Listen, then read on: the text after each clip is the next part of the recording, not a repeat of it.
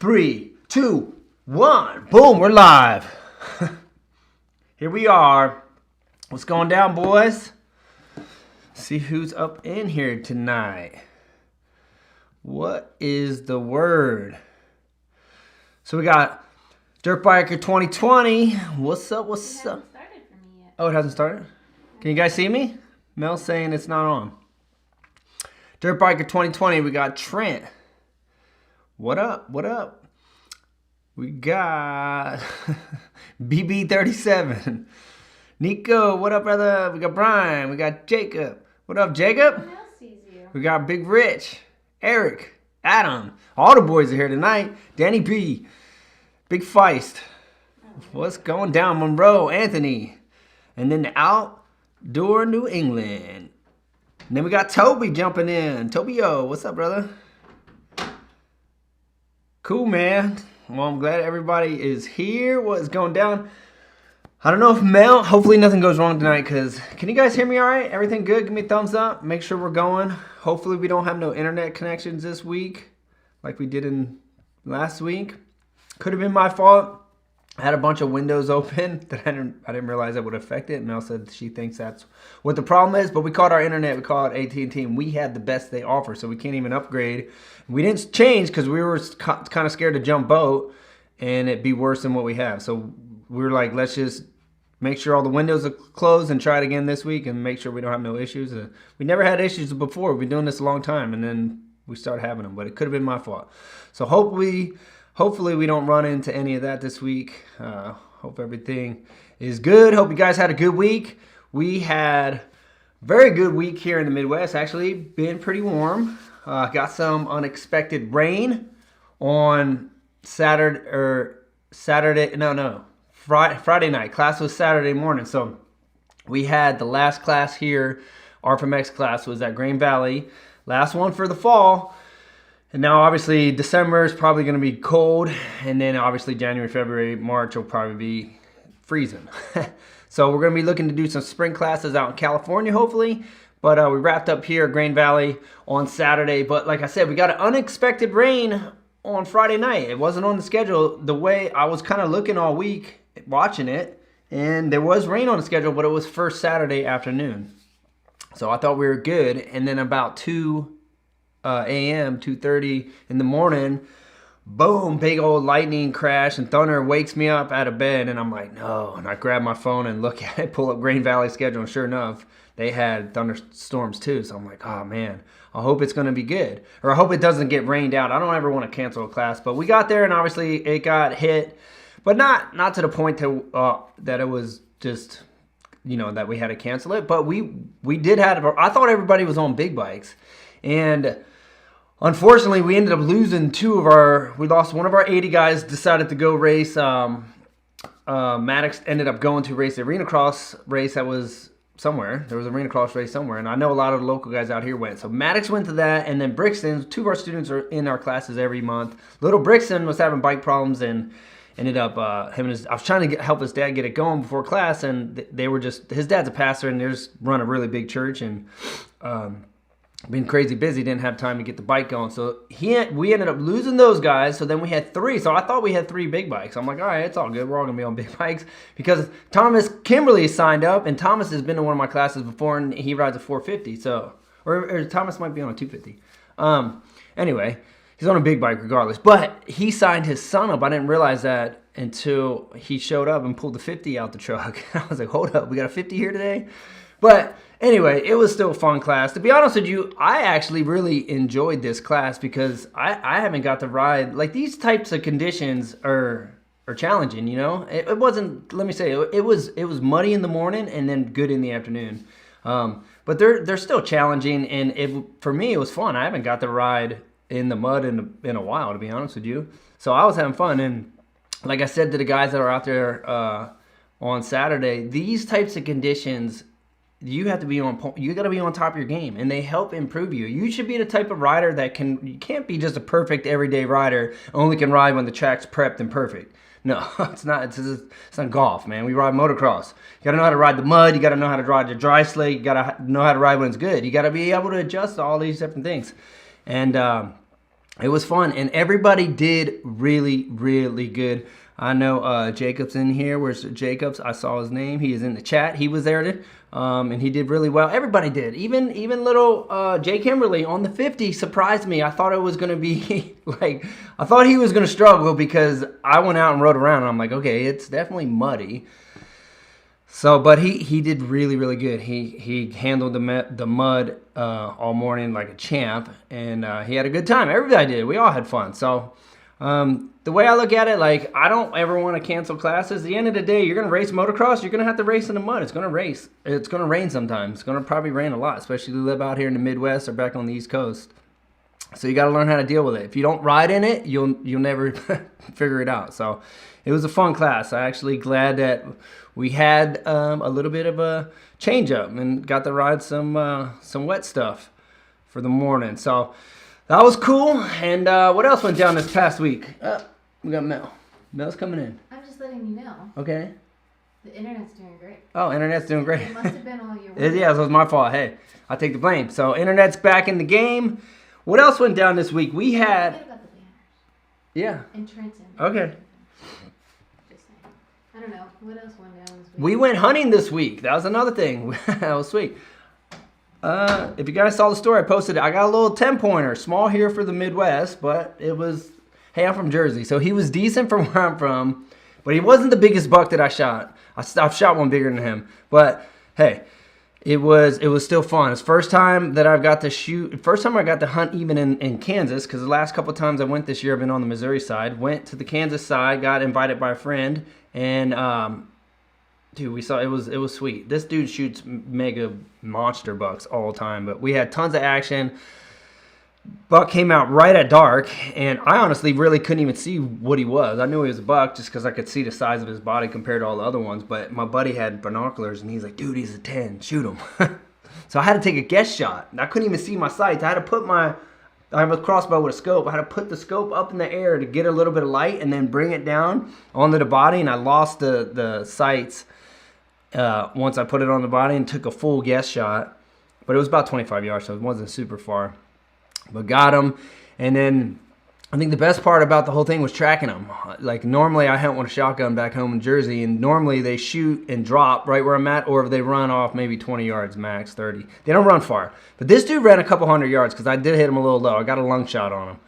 But that was probably the funnest part. I enjoyed it's kind of like it's the hunter in you, right? Tracking it. That was fun. So looking forward to doing some more hunting. I'll be hunting on the Missouri side for the rest of the year because I didn't realize in Kansas you get one buck. That's it. You're done. So I'm tagged out in Kansas. I can't get hunting no more. I don't shoot does. So I'm going to be back on the Missouri side. I got 2 more tags. So I'll be hunting over there once rifle season clears because I don't have a rifle. But anyway, so that was a fun week. Got to do some hunting. Got to do the class. And got everything cleaned up today. I saw Jacob's... message on Instagram right before I sat down, and dude, it took me seriously like an hour and a half to wash my bike. It was that mud. I let it yesterday. It was kind of cold, so I was like, I'm gonna wait because I looked at the schedule. It's gonna be warmer today, so I'm like, I'm just gonna try to wash it. I knew it was gonna take a long time. I didn't want to freeze, so I'm like, all right, I'm gonna wait till Monday to wash my bike. So I let it all dry on there. It was hard as rock. It was like concrete. Took me forever, and it made a mess. Should have took it to the public car wash so I didn't deal with the mud all over the driveway, but I was over it. I didn't feel like loading up. So anyway, we had a good week, and now we are. What else is going down? We are looking here. We're in November. We got Big Feist coming out. So check it out. Putting Big Feist on the spot. Where's he at? He's in the chat. Big Feist is coming out next Tuesday or Wednesday, and he's going to be here for Thanksgiving. I believe it's next Tuesday, right? But hey, our next. Whether I don't think he's here on a Monday, so what we'll do our regular lives, but we're going to add one in. We're bringing Big Feist on the show. So we're going to do a live with me and Big Feist while he's here, and then we're going to gear all the questions. You guys hang out and talk to me every week. Gear the questions to Big Feist and just talk to him and ask him questions what it was like. I mean, we're going to both be on here, so it'll be free for both of us.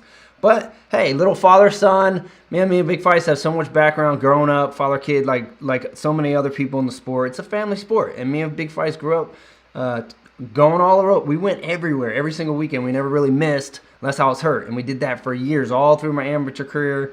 And then when I moved out to California and became a pro. Big Feist is always there, dude. He never missed the X Games ever. Never missed the Gravity Games, all my major contests.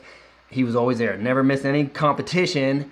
And then a lot of my even shows, when he retired, pretty much he almost came. The one time he pretty much came on tour with us the whole tour. First year he retired on the Nuclear Cowboy Tour. He came out and hung out with us a lot. So me and Big Feist just have a lot of history of just doing moto together, being in the sport together.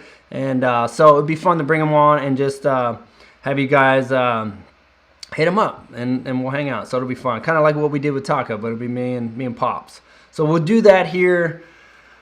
I'm thinking, right? He's not coming out next week. Make sure I got my dates right. Let me see.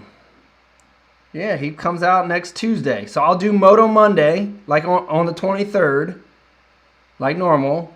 And then Thanksgiving's the 20th. So maybe we should, maybe like the 25th, night before. We'll figure it out. I'll talk to Mel and see what she thinks is best. She always gives me good advice. But we'll figure it out. It'll be right around Thanksgiving holidays with Big Feist. So we'll do that. What else? Also, Mel did mention the banners. Here's the deal. I want to let all you guys know. I was going to do a little post and let everybody know. I'm going to let you guys know. Dude, there's seriously only, I think, like 2 left. So if any of you guys want them, jump on them now before they're gone. Because there's only 2 left. Went really well. So thank everybody. I know Brian picked one up. I saw his post today. Posted it up. I reposted it. So thank everybody. It's been supporting RFMX with the schools and with the merch. Appreciate it. Much love, much love.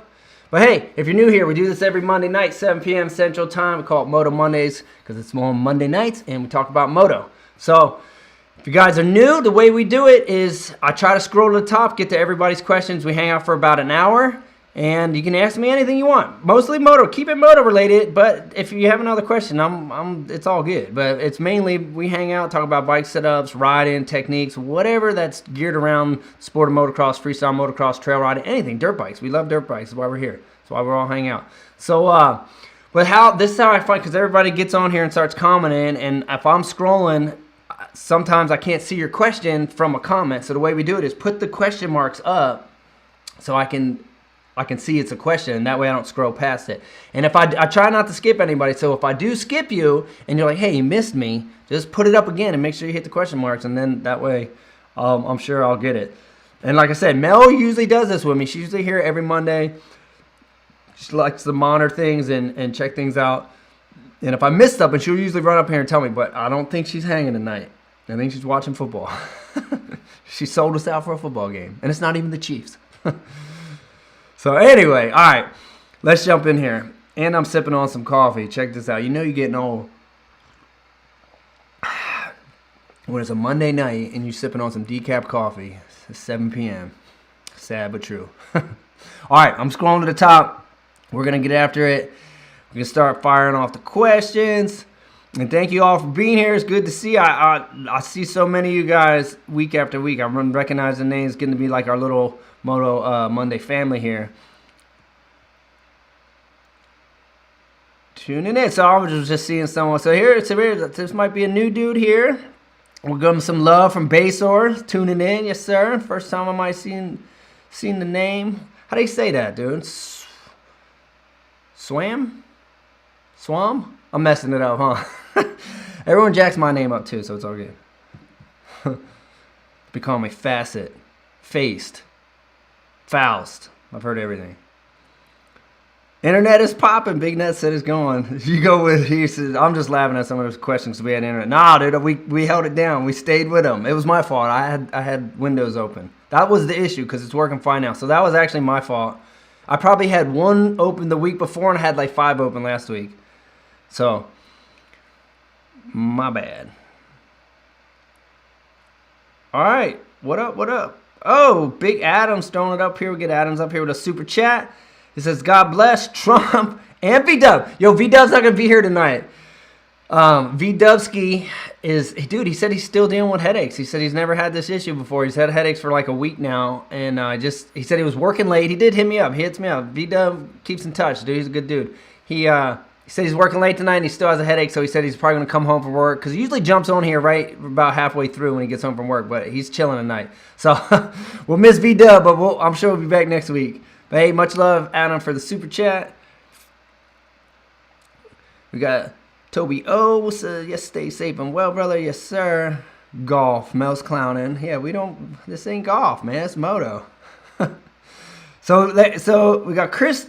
So I kind of answered this already. I did get a deer. Yes, I got a little small 10-pointer. I should have put a picture up in here so I could just show you guys. He was nothing.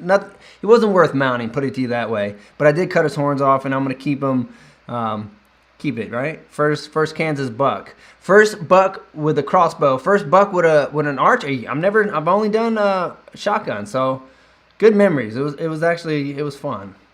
Looking forward to doing. But I think I might hunt the rest of this year. I think in the future, especially if I get some property and can set up my own little target, I think in the future I'm going to be going compound, Robin Hood status, and then leave the crossbow to shooting turkeys or something. All right, so I don't want to skip anybody. Oh yeah, so I just happened to see something about banners. So Minor Kicks, he says, can't wait to get his banner. Should be here tomorrow. Hanging up next to my DBK banners. Awesome, man. That's sweet. Yeah, I saw a couple people were getting their stuff. But I know Brian got his. A couple other people. Let's see. Let's get Anthony up here. All right, so here we go. Oh wait, dude, I feel like did you I feel like I just read this somewhere else. Did you DM me? Sorry if I didn't get back to you. I feel like I just read this, or maybe someone emailed me the same question. I feel like I read it, but I don't feel like I answered it. My bad. It says, do pro riders... Oh, wait, never mind. This is not the same question that I read. It wasn't you. I thought you were about to ask me... I don't know why my brain... I thought you were about to ask me, what do pro riders do with their bikes when they get rid of them? Because someone really did just ask me that question, and I think I forgot to get back to them. Anyway... What do pro riders do as far as paying taxes with prize money, sponsorship, movie clips, etc.? Do you file like winnings, like winning the lottery?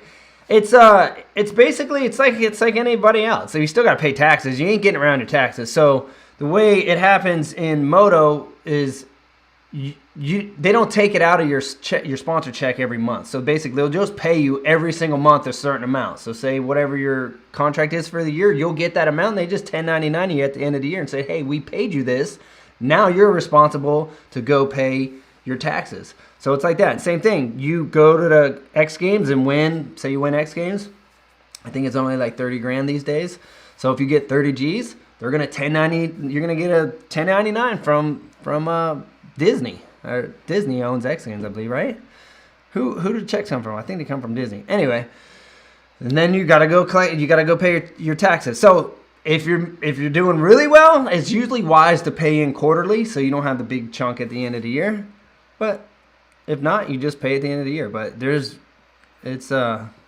yeah, you're gonna pay your taxes. No matter what, you can't get around that. You gotta pay your taxes. But that's how it works. People just 1099 you. All right, so yeah, so Chris is saying best meat around. I know he's talking about. So I probably have had deer meat every day, almost every day. I think I cooked a normal steak one night since I've shot that buck. I even had it just before, like for dinner tonight too. I've been going hard with the venison. Big Feist used to cook that. I grew up on that stuff. I'm not even lying. Big Feist cooked it all the time. He thinks he's a master at it. All right, so here we go. We got Kyle here.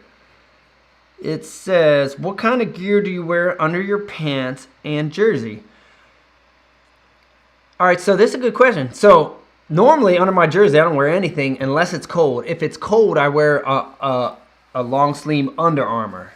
And I like those because they work really good, but I don't like wearing, like, you know, people put like they put a hoodie on over top of their jersey, or they wear like a flannel or something. I don't like doing that. So I like to put the Under Armour on, then wear my jersey on, and it feels like I don't have nothing on. I can ride like it's not even there. So that's what I do on cold days. And as far as under my pants, I use the Asterisk. They make I wish I knew what they're called. They make an Asterisk. It's basically like a knee brace pant. So basically, it's like a tight. You put it on, but then you put your knee brace on, and then you fold the bottom of the pant up over top of the knee brace, and it Velcros around your knee brace. Those things are sick.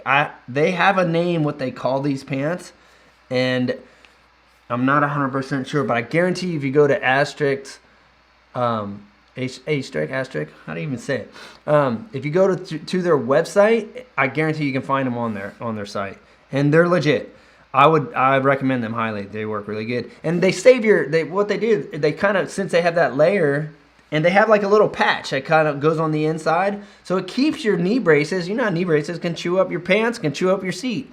And it keeps your knee braces from doing that. So that's why I like wearing them. So, and it keeps your knee braces from sliding down. Anybody's wore knee braces, sometimes they have the tendency to slide down. With that, it's kind of like a little pocket, holds it in spot. So they're good. Check those out. Mel's usually really good. She's not here tonight because she would be like, hey, I'll put the link down in the description. So I don't want to say I'm going to do it because she's the one that does all that. But she normally, I can maybe ask. So say, hey, can you use that? She'll put a link at the end of the video, and then you just click on it. It'll bring you right to it so you guys can find it. But it shouldn't be hard to find. All right, so let's keep it cracking here. Asterisk. Companies always name stuff goofy on. You can never say it right. He says, yo, much love and respect, Ronnie. Seen a video from 06X Games when the 360 went bad. Yes, sir. What was that? Can you talk about that a bit? Also, improving on these jumps. Thanks. All right. So Steven's saying he's seen a video of me doing 360 in 2006, and it went really bad. Yeah, so 2006 is the first year I tried a 360 at X Games. And I tried it off the 45-foot popper ramp, and I did a completely 180. I landed backwards. It just, basically, I hesitated. It's like a flip. You can't hesitate. You got to be all in, 100% committed on the ramp. Like, once you leave the ramp, if it ain't spinning, it's over. You're not going to, you can't make it happen once you leave the ramp. Flip the ramp, same thing. You got a 360 the ramp. And I didn't give the full commitment. Kind of did one, like, oh, I want to do it. Oh! And then when I left, as soon as I left the lip, I knew, like, oh, this ain't working. And I went backwards, and I got stuck backwards. There's nothing I can do. I had to ditch the bike, and I kind of did like it was bad. You can find it on YouTube. Ronnie Faisst 360 crash, and it'll probably pull up like 3 different crashes because there was 3 different attempts and 3 different crashes. That was 2006 was the first one, so maybe put in 2006 you guys can see it. But it was a bad one. It won't hurt.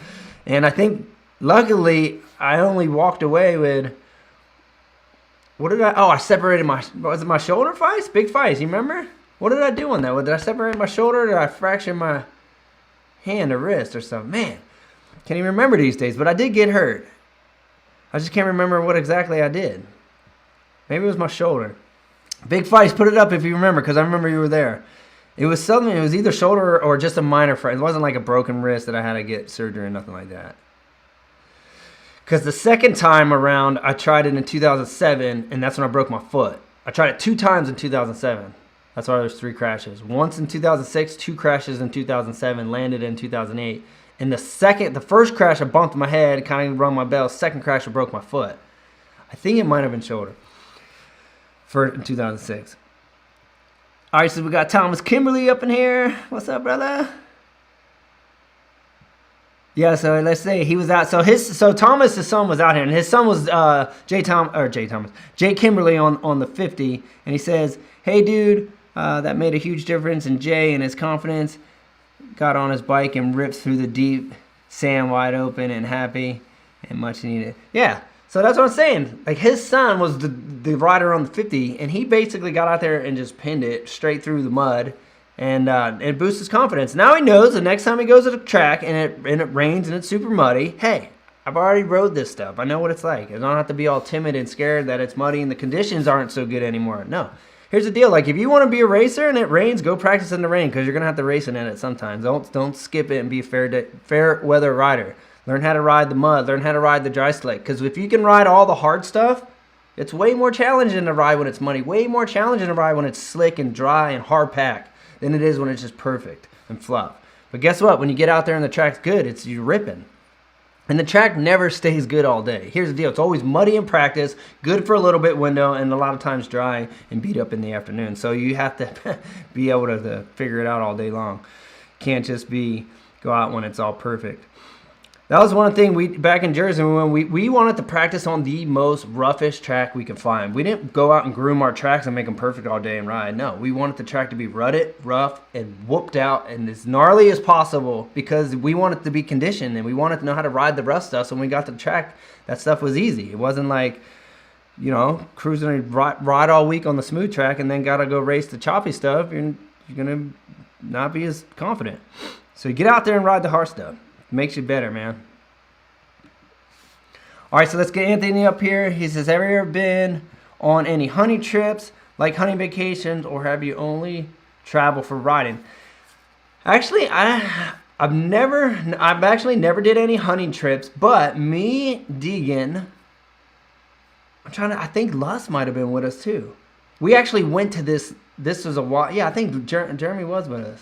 I wonder if Twitch was with us. Can't remember if Twitch was with us or not. But anyway, we went to this place in Cali that was just stocked with wild boar. I'm trying to think what else, but there wasn't no deer out there.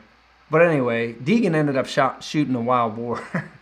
But that's probably as closest of a hunting trip we went to. We went to some ranch, and they just let us shoot all these rifles and stuff, and they had all these wild boar. I feel like, what else was out there? I can't even remember. But anyway, that was the only thing that I can remember, like, going to. Oh, let me turn this up. That thing does that sometimes. But,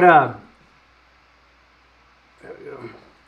But I feel like we've always talked about going, like me, my dad, like my cousin Chuck. He likes to hunt, so we always talk about, hey, we should do a hunting trip together. We never really done it. So most of my hunting experience has always been just back home in New Jersey with my dad, my uncle, my cousin. And then, like I said, it's the first time I really got to hunt in the Midwest this year. So, but I'm open to it. I'd love to go do a hunting trip. Sweet.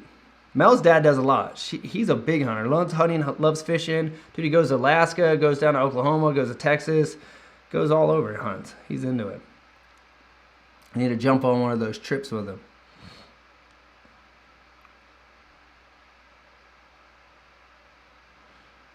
All right, I'm just looking.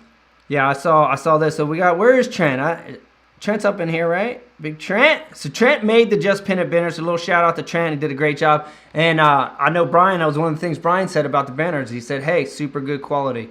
So a little shout out for Trent because he helped us out getting those banners done. And he tweaked a little artwork and made the Just Pin It look a little bit cooler than it does with the little, it looks like a mirror almost. So it looks really cool.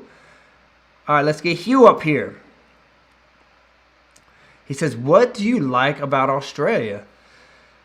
Australia, to me, is very similar to America in my opinion. Like, when I went there, everyone spoke English. All the food was good. People were super friendly, and it's really nice. And so I like Australia. I think I like a lot of things about Australia. Probably most likely, the people. To be honest with you, I've met so many cool Australian riders. And a lot of them came over here. Robbie Madison, Bilko, my buddy Luke Urich used to come over and stay with me. Luke would stay with me for like 4 to 6 months at a time. Dane Kennard. And now there's a whole another like group of young guys. So, I mean, I think just the people, the riders are just cool people. They're funny. The Australians are cool dudes. But Australia, in a sense, to me, it seems it's really similar to California. Just not as crazy busy. So it's like a less busier California. Got the beach life, like super nice beaches. So definitely lots of good memories and lots of fun tours down under. I think Steven's asking about the banners, and they're signed. So they're signed banners, and they are they're like $44. I think they're $43.95. So it's $44, and they're all personally signed by me.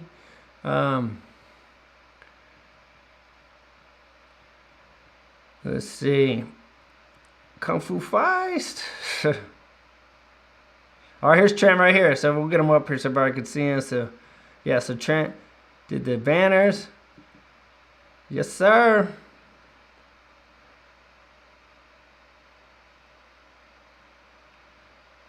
Oh, so Rich is from Jersey. So the Lafferty brothers are all fast wood riders out there.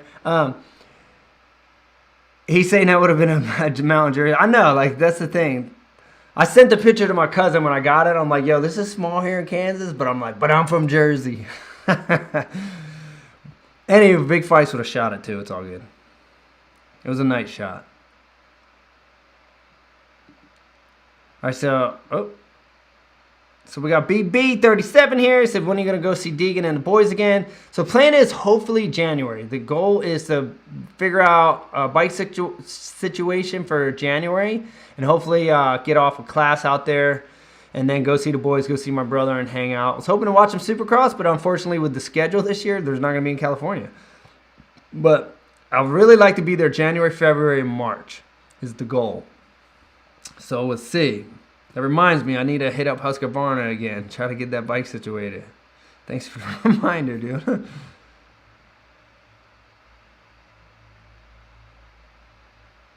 I was just reading some of the comments.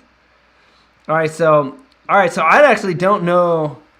Big Feist will know the answer to this question because it's his crossbow. He gave it to me. Big Feist upgraded and got a better one and gave me his. What's the Big Feist? What is the brand of that crossbow? Do you know? I don't know off the top of my head. Probably should know, huh? Big Feist might know. Big Bang. Funny hearing Taka say first time he met you. Oh, come. Ronnie. Wait, what? Yeah. When Taka did first move here, Taka moved here without knowing how to speak English. He seriously taught himself. He didn't speak. He used to seriously roll up and go, "Me ride? Me ride?" That was it. That's all he could say. "Me ride." And he'd smoke a cigarette.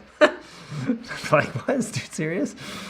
But and then he moved in with Twitch, and then he learned all the cuss words. And then he would just say them like they were normal words. And then I'm like, Taka, you can't you can't say that. And he's like, what do you mean? Just not like buddy? I'm like, that doesn't mean buddy. I'm like, don't say that to someone. No, but Twitch say like, bro. I'm like, that's Twitch. So Taka's language, we got a big Twitch influence. All right, so we got Eric D here. So when was the last time we got Chick-fil-A? Some Chick-fil-A. Do you see the 21 Supercross schedule? I did see. I haven't got Chick-fil-A in a while, to be honest with you. So me and Eric used to, when he come out to the classes and shoot the classes, we always got Chick-fil-A on the way home from the class. And it might have been the last time, dude, to be honest with you. I didn't get it this week. You weren't with me, dude. Come on. I just drove straight home, cooked up some venison. But I did see the Supercross schedule, and I was like I said, I was disappointed. It's cool that they're racing, but I was disappointed that there was no Cali ones on there. I was like, it's just weird, right? There's always like Anaheim, 1, 2, 3, San Diego, like, and there's none. So it's like, dang. I was really looking forward to seeing some Soupy this winter. You might have to go to Texas to see some. All right, it says, have you ever thought of coming up, inventing a new FMX non-flip trick? Have I ever thought of coming up and inventing a new one? I haven't lately. I haven't thought about any tricks lately, to be honest with you. But hey, I need to get a ramp set up, dude, for real. I need to get a ramp set up because I would just like to go jump the ramp, do some whips, do some turn downs, hit a couple tricks that I know I can hit. It's just fun. And then maybe one day I'll start thinking of something creative and come up. It'd be really hard, though. It's like, think about everything that's be done. Like, you got to get so creative these days to think of something new. It's tough. I'm glad I got in and out. I would not want to have to be a freestyle dude these days or even try to get into it these days. Like, you know how hard it would be to have to try to get into freestyle right now?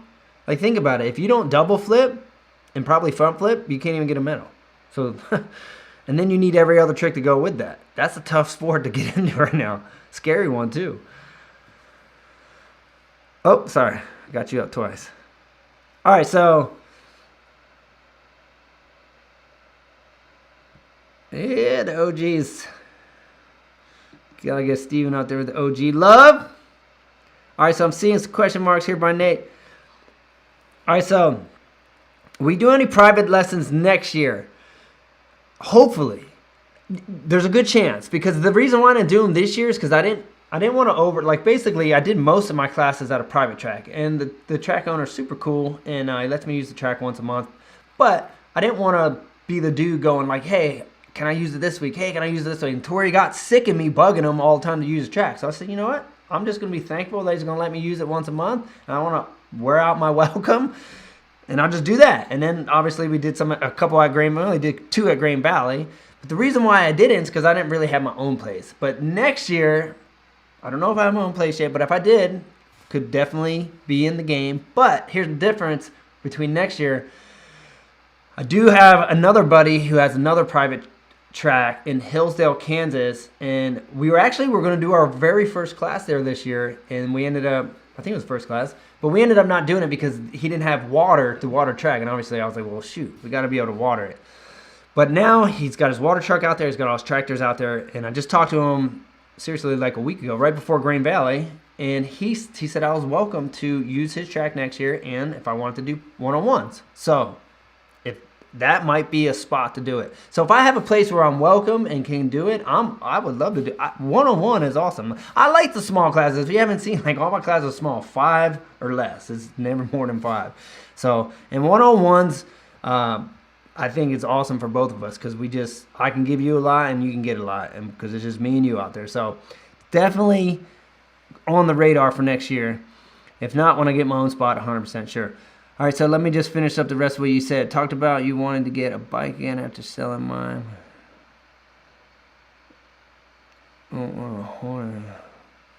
Oh, yeah. I got you. So, yeah, I was talking. Now I'm connecting the dots here because we were talking.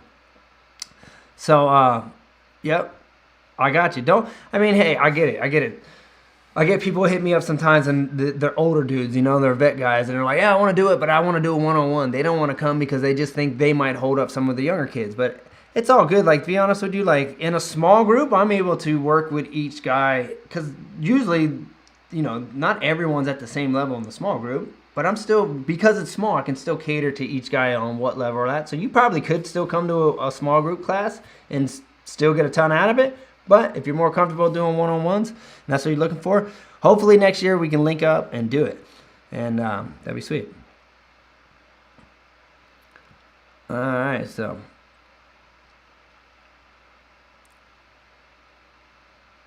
Big Feist says he's the master chef. All right, so we get Casey here. He says, kind of riding related. He says, what do you do to stay in shape? Not much these days. I feel like I'm out of shape, man. Look, I'm drinking coffee at like 8:30 in the morning. Or p.m.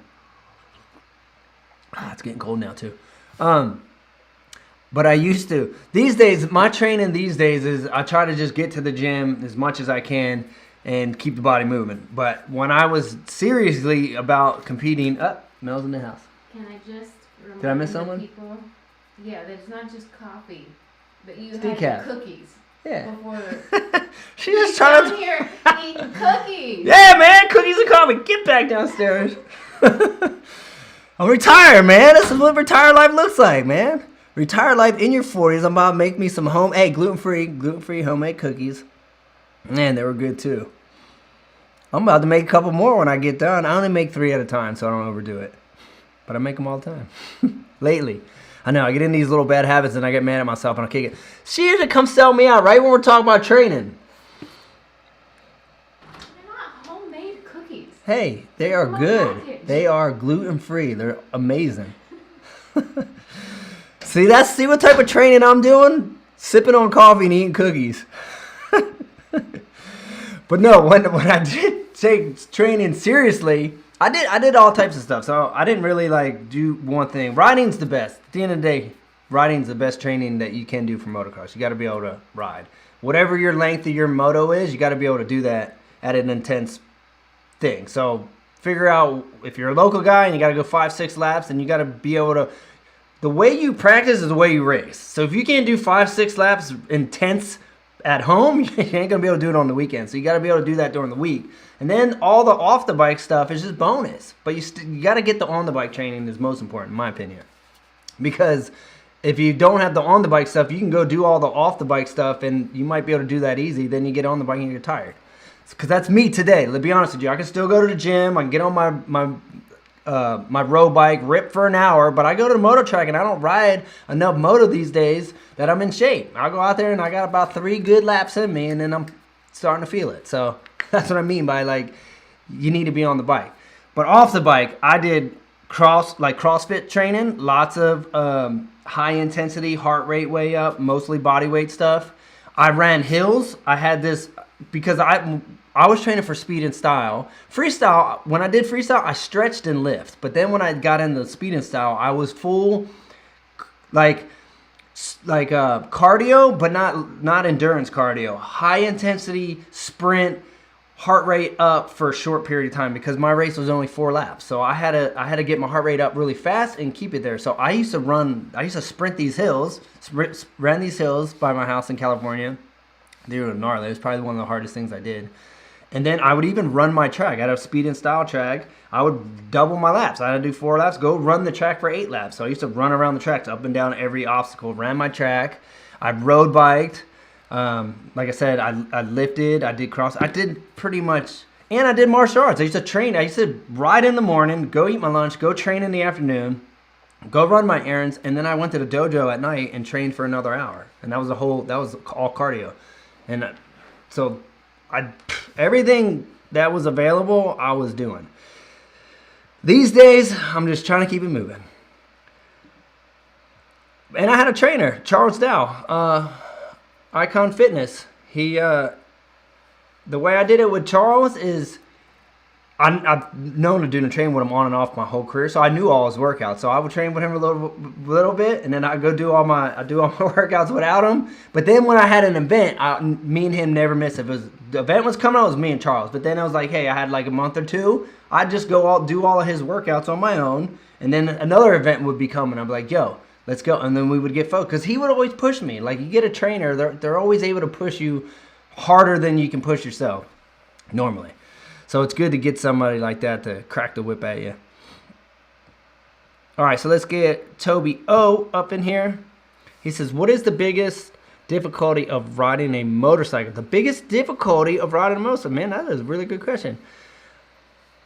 I mean, I would say, because I'm just thinking, if you're a brand new rider, brand new beginner, I think what I've seen when people have never ridden at all and they just try to get going, the hardest thing for most people is just to get the clutch right. A lot of times they like get on it. Like if you can ride a bicycle, you can ride a dirt bike. So most people don't have a problem balancing. They can balance.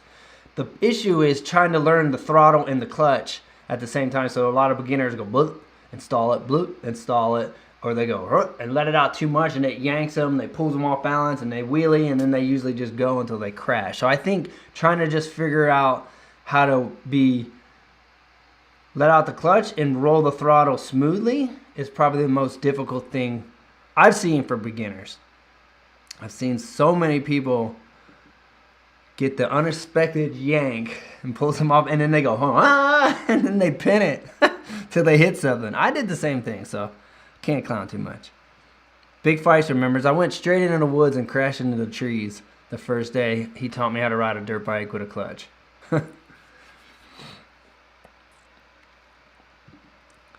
All right, so we got Matt here. He says, hey, man, what are some of the tricks you tried or saw someone try in the pit that hasn't been done yet? All right, so he's saying, what are some of the tricks that I've tried or that I've seen other people try in the pit that haven't been done yet? Man, to be honest with you, I feel like I haven't seen, I don't live around a foam pit, so I haven't seen what anybody's trying to do recently.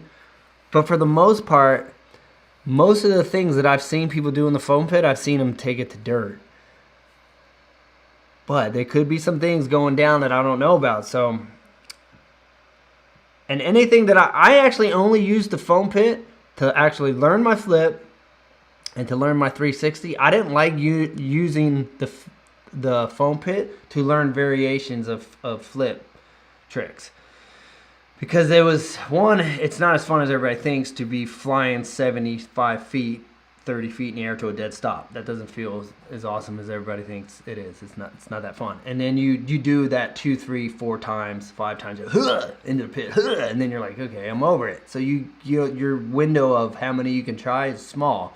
If I learn a flip variation over the jump and just work my way into it, I can jump the jump for an hour straight and just flip, try, whatever I'm trying. If I'm flipping and trying to no-handed flip, I can go here, little one, little one, bigger. And I can just do a gazillion of them smoothly and not beat up my body and work my way into it versus trying it into the pit and kind of getting beat up by the pit. And so everything, I don't think I've ever did anything in there that I didn't try on dirt. But good question, dude. I'm sure there's some things out there that guys are doing, because that's just how it is. People are still competing. That means these guys still got to come up with new stuff. I just don't know what it is. But we'll see. Summer X Games comes around. That will be the spot to see new tricks. Justin, am I saying that right? Justin Hunt. J Hunt. J Money.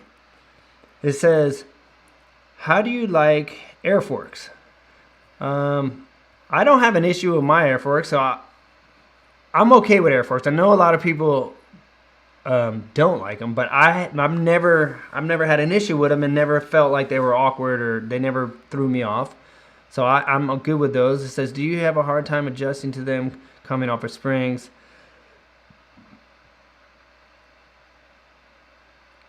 Do my suspension. Doesn't feel anything like springs. What are your thoughts? Like I said, this didn't bother me. So the first time I went to air forks, I was still riding freestyle, and it really didn't. To me, I was like, I don't know. It really didn't bother me. I have air forks on my bike right now, and I'm okay with them. And the guy that I sold my 16 to, the 16 Husky didn't have air forks. They had conventional forks. And he called me a couple weeks ago, and he's like, hey, I can't get these forks working right. So I'm like, dude, that's a standard fork. It's not an air fork. So I don't know. I feel like I know some people that don't have issues with them, and then I know a lot of people won't ride with them. They just put the old style back on and run with the conventional one. So I think it's personal. It's rider preference. But me personally, it wasn't an issue for me. Freestyle or even on the track, because like I said, I ride, and I rode speed and style with air forks as well, and that didn't bother me on a arena cross track. So I'm good with them. Let's see. We got Nico here. Did you ever watch your DVD? Wait. Did you ever rewatch your? I haven't seen that in years. My big bro Ben sent me from France and watched it. It was a different time, so good. Yeah, so he's talking about, so obviously all the militia dudes put out DVDs back in the day. Deegan, Twitch, Scummy, everybody. I had mine. And that Mentally Twisted was the one I put out. So it was a different time. I don't even know how many years ago that was. It had to be 15 years ago probably, a long time ago. Maybe even longer. But yeah. Probably, I don't even have a copy of it. I don't even know where you can get a copy of it. But super old school. Freestyle days. Oh yeah, so Steven said walked away like a G in 06. Says, were you wearing knee braces on 06? Yes, I was. I've been wearing knee braces for pretty much, man, as long as I can remember, I wore knee braces. But back then in 06, I wore CTIs. I didn't wear the asterisk ones. I was a CTI guy up until 2011. I broke my femur, and I'm not blaming it on the knee brace, because some people try to say that, oh, my knee brace broke my femur. I hit a wall. But my femur did break right at the top of the knee brace, but it was just where the wall hit me. I hit a hockey wall inside of an arena. Hit the top of it. I messed up a trick, couldn't stop, and ran into the wall. But then because it broke right where the CTI knee brace was, I didn't want to put it back on. I was like, man, I don't really want to put a knee brace on, and that thing's like right where it lines up perfectly where my femur was broke. So I was kind of like, maybe I want to switch knee braces so it's off where you know what I'm saying? I'm like, so I tried the asterisk ones out, and I actually like them better, to be honest with you. They don't slip down. My CTIs used to slip all the time. And they probably make better ones now than the ones I had back in the day. But mine used to always slip. And these would bother me. They slide down. But my asterisk ones don't move at all. And there's the new ones, those carbon fiber ones that I wear now, you can't even tell you have them on. They're so light. So I like those. All right. Let's see. Got Kyle here. He says, hey, Ronnie and Mel, all my motor brothers and sisters. Sorry I'm late. Haven't been here in 2 weeks. All good. Thank you for the prayers, brother, and welcome back, man. We missed you. Glad you're here. Yeah, we'll keep his family, the Lagworthy. Keep the Lagworthy family in our prayers. Let's keep it praying up for the family. Yep, here's Big Feist. He said, rode all the pits in Jersey, never groomed. Jersey is kind of sandy, so it gets whooped out. That's what I'm saying. There was this place called Manahawk, and it was exit 63 off the New Jersey Turnpike. New Jersey Parkway, right? Feist, the Parkway, not the Turnpike. New Jersey Parkway, exit 63, Manahawkin. This place was so rough, it was gnarly. But that's how you got in shape. You go ride the rough stuff. And then when you get out to Raceway Park and all the other tracks, it didn't seem that bad because you were out riding stuff way gnarlier. That's how you got to do it. All right, let's get Blake up in here. When is the last time you rode a two-smoker? Actually, I just rode one this weekend. I rode Jacobs. I did a couple hole shots on his 125. But I didn't get to ride it on the track. I just wanted to try it. Dude, it's hard. Like, you got to be on point with the 125 clutch and throttle control to keep that thing in the R's and not let it'll fall off on, so got to do 2 hole shots on one this weekend. But the last time I rode one on a track is actually, I don't know, it was a while ago, but it was Taka's. I rode Taka's 125 at Paula one day. He just had it out there and he's like, yo, go ride my 125. And I got on it, and I was like, I did like 1 or 2 laps, and I came right back in. I'm like, dude, are you kidding me? I'm like, how you ride this thing? It was like, just making a bunch of noises, like barely could jump anything. I'm like, give me back my 450, dude. So, it's been a while. But all bikes are fun at the end of the day. So, Big Feist, what did he say? Honey chip? Yeah. Big Feist has honey chips in his blind in his backyard. He don't go far these days to hunt.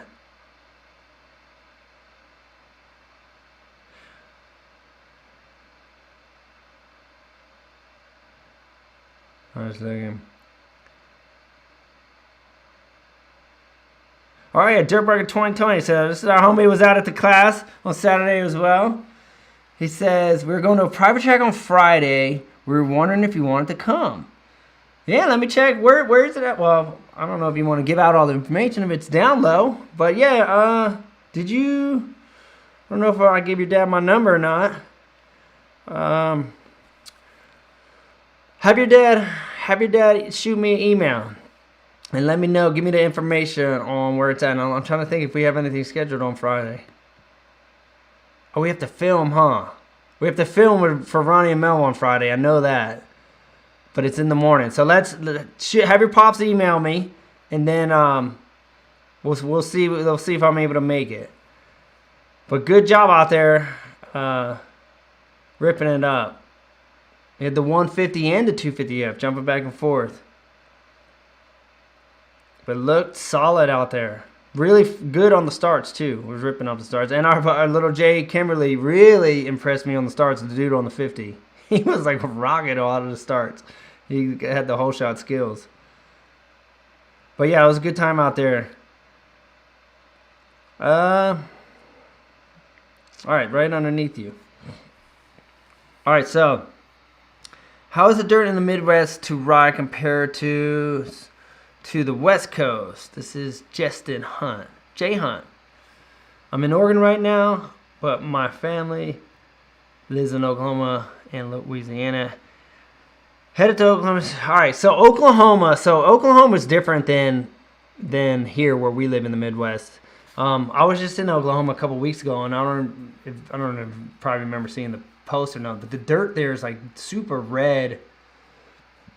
And where we were at this place, Robbie Smith's. He has a training facility, and it was actually like it was weird. It was kind of soft, but then clay. It was weird. It like was deceiving almost. It looked like it was sand, but then it was hard underneath. So it was tricky dirt to ride because it kind of like tricked you. You thought you could just come in and rail it and it would just push. But it's really red. So the dirt in And I think there's some spots there that are more clay. I think there's clay, but then there's others. It's weird. Oklahoma, I think they have two different nights. It's red, but I think they have some of that sandy stuff and some of that stuff that's just like more like red clay. But here where we're at in Missouri, Kansas area, it's still pretty hard. I would say it's more like an intermediate to hard pack. It gets more of a darker dirt. It gets pretty ruddy here. And but it hardens up pretty quick. And you have this little window. It's usually, like I said, it's usually a little muddy in practice, or the water, it'll be a little muddy. And then it kind of can get good for a little window. And then all of a sudden it's rutted up, but then it's hard. It like hardens, and then it kind of just goes away and gets dry. And then once it dries out, it's just pretty much dry, slick, and dusty and rutted. So, but it's not bad. It's not primo dirt by any means out here. It's not the stuff that you look at and just get super excited about. But it's not horrible either. So, but compared to California, I don't think it's as good as, I think Paula has some of the best dirt. I like Paula's dirt. It's not as good as Paula's dirt or Fox Raceway. But I think it's better than Elsinore. It's kind of similar in a sense. If you go to like Elsinore, kind of like that hard pack gets ruddy, then dries out. It's kind of similar. I think it's a little bit better in Elsinore, but similar to Elsinore. But not as good as, like, if you've been out to Star West lately, Star West, or whatever they're calling it now, they have a new name for it. I don't think it's as good as that dirt. And then same thing, it's not like Kahia, where it's like sandy, and it's not like that either. So, but hey, here's the deal. You got to learn how to ride it all. Mel's coming in. What do you got? I don't know if you want to show them this, but this is this. You better hurry up. All right, she's telling me I need to wrap it up. There's lots of questions, and all right, you're so far behind. all right, so I'm sorry that I jibber jabber too much. I didn't get to everybody's questions. We're running out of time here. Well, I mean, you can keep answering them. That's fine. And just don't forget to tell them that you've restocked all the just pin it stuff, too. Okay. All right. Mel's always keeping us informed here. So I'm going way too slow, and I probably didn't get to anybody's questions because I talk too much and give you guys too much detail. But that's how I do it. I like details, like when people tell me stories and give me all the details, so that's why I'm giving you details. But she just remind me, all the Just Pin It stuff. We were sold out of all the Just Pin It t-shirts and hoodies and all that. Everything's back in stock, so be on the lookout if you guys are interested in that stuff's back in. And she just brought me up a banner. I'm sure you guys seen it, but whatever. Here's the banners. Just Pin It banners. We got these, and there's only 2 of these left. This one's not signed yet, but I sign them before I pack them. So 2 of those left. Jump on them before they're going if you're looking to grab something. But here, we got 2 minutes, so I'm gonna just pin it and try to just go really short. I don't like to be short answers, but I want to try to make sure I get everybody, or at least close everybody in. All right, so do you think people will be able to get Supercross tickets? Yeah, I think. Yeah, I think. I mean, I'm not 100% sure how the tickets are going to work this year. If it's open, I'm assuming it's going to probably be open to at least some people. I don't know if they'll sell them out. I don't know how it's going to work, but I'm sure. I'm assuming you can get tickets. Did you ever ride TJ's Lab and BMX jumps in Vegas? Yes, that's actually where I did my first backflip into his foam pit on a bicycle before I went to Carrie Hart's house and did my first backflip into Carrie's foam pit on my dirt bike. So, yes, that place is sick, too. All right, so get Paul up here. Reno.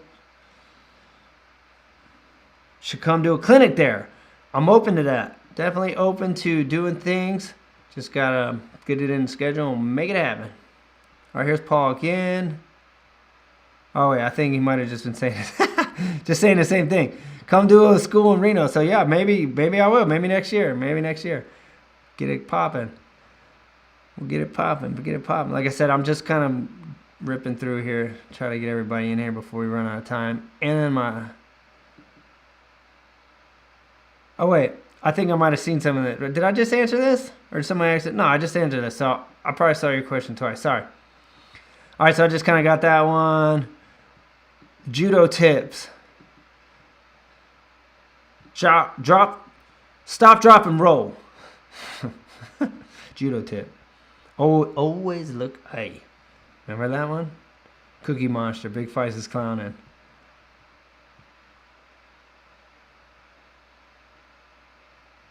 All right. Yes. So here, Rob. Have I ever raced Unadilla? Yes, I have many times. I've raced Unadilla. I raced there.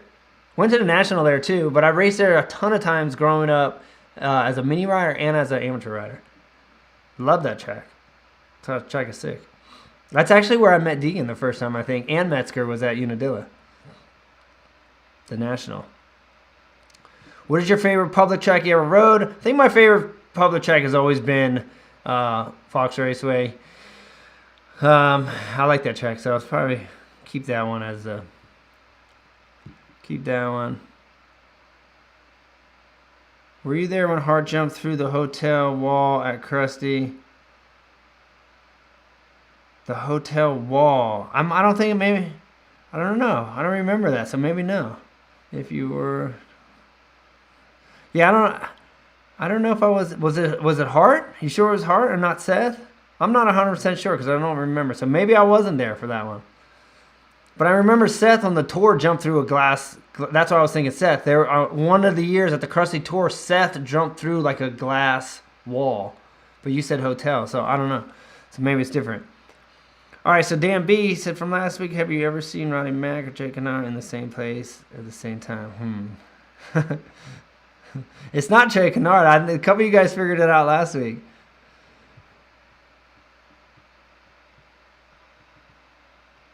All right. Well, we're getting down to the wire here. I got 50% left on the computer. We got Josh here. I don't have any deer jerky yet, but the deer is at the butcher. I kept the back straps here, cut those up myself. That's what I've been eating every night, but the rest of it's at the butcher's.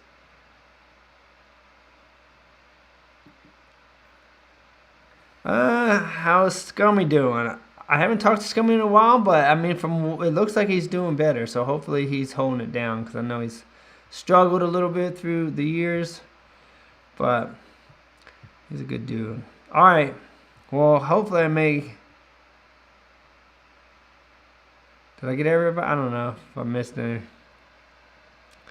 All right. Well, hey, it's 8:02. I don't want to keep you guys all night. If